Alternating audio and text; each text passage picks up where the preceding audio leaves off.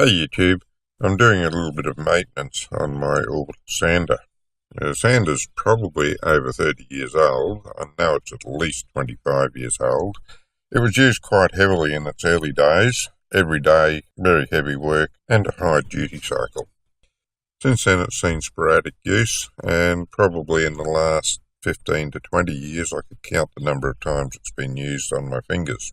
Nevertheless, I think that's pretty good going for an orbital sander to last that long.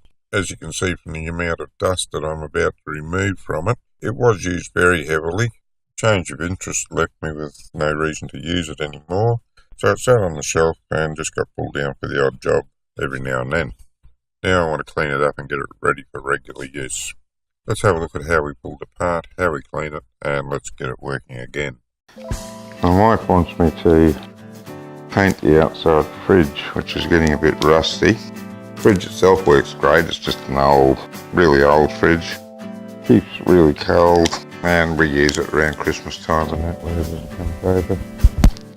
Other than that, it sits there, go area. Gets a bit more weather than it should, I guess. Yeah, looks shaggy now. Bit of surface rust all over it. She'd like it painted up, made to look nice again.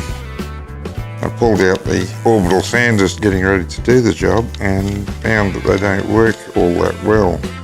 Now the sanders themselves would have to be at least 35 years old. They're ones that the old man bought when he was still around. I haven't used them much in the last 20 years. Don't do much woodwork. And of course when I pulled them out to use them, one needs replacement brushes and the other one needs a bit of oil in the gears, I think. So I'll pull them apart, give them some TLC, get them working again, then I'll be able to do the fridge for the wife. You hear people on YouTube talking all the time about this brand or that brand is better. My experience has been that as long as you buy a decent brand and look after your tools properly, give them lots of TLC, then any brand will be good. Now these are AEGs, I don't know how they're rated as a brand. As I say, they're about 35 years old. The old man used them pretty hard when he was alive. I used them a little bit, a good few years ago. I guess you'd say I used them pretty hard for a few years and then I sort of stopped doing woodwork.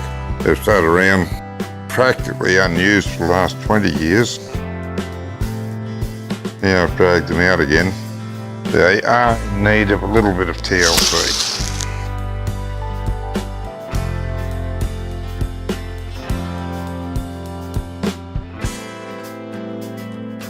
Very gently. You don't want to mark anything if we can avoid it. Yeah, might have to take this off next. So long since I've had one of these apart, I've forgotten how it goes.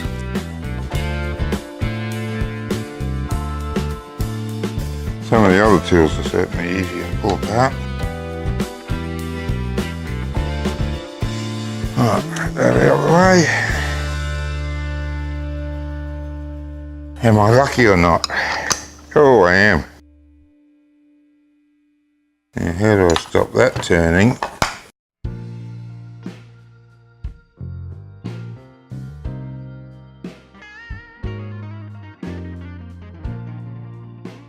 I always find it helpful when you're working on something you're not real familiar with to lay all the screws out in order in different areas. That way, if you've got some that are a little bit different, they always go back in the right spot. As long as you don't knock them too much with cords as you're dragging things around.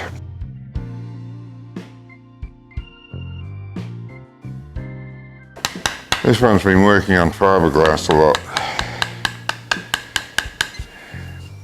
As you can see, she's pretty full of it.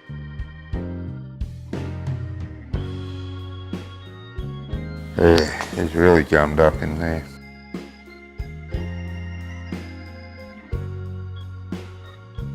This must have been the one when we built the boat. I'll get some air and blow that clean anyway. That's one thing needs doing. Now let's put some safety goggles on in case something blows back on my face.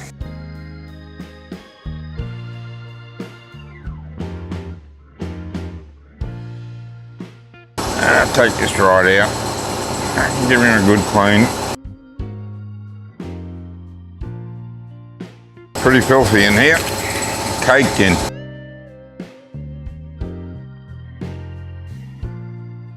Now it's got inside of them clean. Let's have a look at this.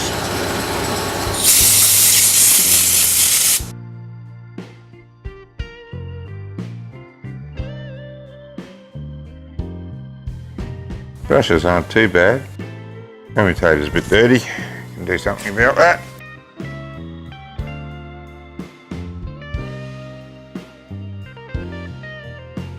Give it a bit of a polish up.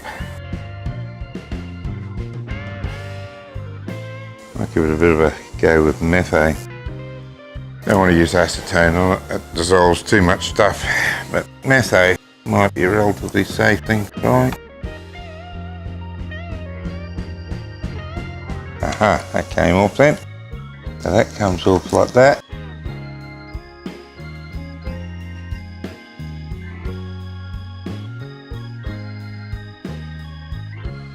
Over the years this stuff's sort of caked in there.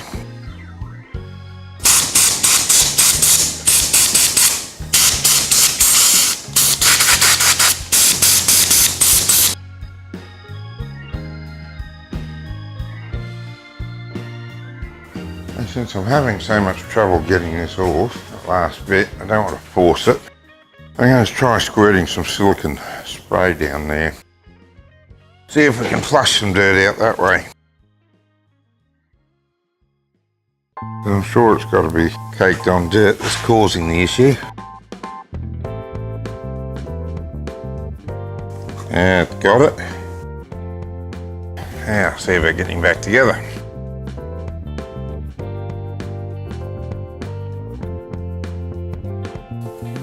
Now, I mentioned this in one of my other videos, but it's worth mentioning again, I think.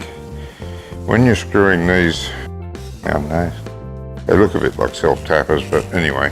When you're screwing these sort of screws into plastic, because there's no metal in here to take the thread, I always turn it backwards until I feel it click as it rides up on the thread, and then I can go forwards and I get it in the exact same thread every time.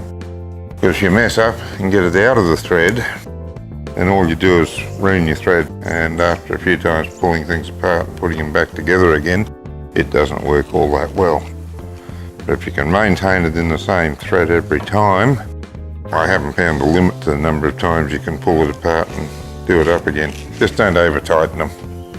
They just need to be nipped up, not really tight at all.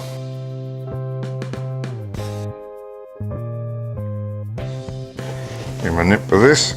Again, not too tight, although these do go a bit tighter than the ones into the plastic. Again, just not overly tight. We don't want to strip the thread, it's only going into an aluminium base. The fact that they were really tight to undo was probably more a function of the amount of time they'd been in there than the amount of force they were put in with. Before we put that final base on, we'll get some power on and see how he behaves.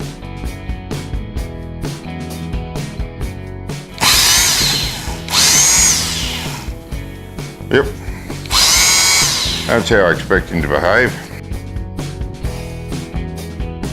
Let's clean this bottom too. Got a bit of silicone mixed with fiberglass dust into a sort of a paste on there, and get rid of that.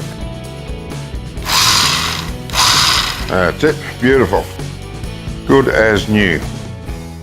Get this one back on and we're ready to rock and roll. 20 years of sitting idle and it's back as good as new. Not bad for a 35-year-old machine. Just while I've got it, it's a AEG VSS 260 model. VSS 260, it's got a serial number there, 270 watt continuous use, made in Germany. Yeah, seems an excellent bit of kit anyway. Served for a lot of years. I said the old man used them constantly, really gave them a thrashing. Did look after them, except towards the end, that one's been used to build a boat and Looks like it's never been cleaned since, probably never been used since. The other one, I've used it a few times, but it looks as though it's in need a new brush as that one. Anyway, that one's ready to use. I can go and attend to the wife's fridge. Job done. And here we are, doing the job it was repaired for. I hope you enjoyed the video. If you did, please click like and subscribe. Until next time.